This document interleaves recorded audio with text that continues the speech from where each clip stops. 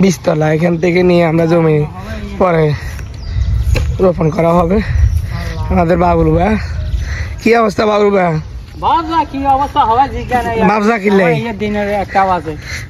কিনলে জ্বালা গুনকার আর ইয়ানে কদ্দুর আলাইছে জ্বালা কেন 50 কেজি না? বাউন্ন হেন বীজতলা প্রস্তুতি করা হইতেছে। অলরেডি আল্লাহর রহমতে ফালাই দিলাম ধান। আল্লাহর আমাদের জমিতে মাত্র ফালাইছে আর ওটাতে 1 সপ্তাহ হয়ে গেছে।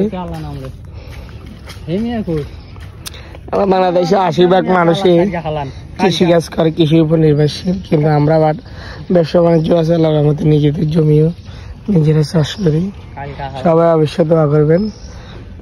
আমাদের সজল ভাই বাবুর ভাইয়ের জন্য বেশি বেশি দোয়া করবেন। ও অনেক পারিশ্রমিক, এই বয়সে এখনো পরিশ্রম করতে হয়। কপালের নসিবে যাই আছে তাই হবে।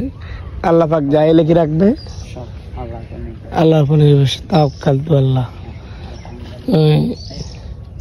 এখন অনেক 5-6 দিন, নর্মালি 5-6 দিন হাঁস মুরগি এবং কবুতর পাখি থেকে নিরাপদে বীজতলা রাখতে হবে।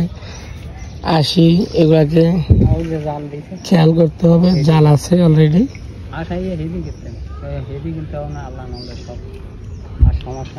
সমস্যা নাই। সবকিছু চলেন বাবু চলেন। হ্যাঁ আলহামদুলিল্লাহ আমাদের জমিতে এখন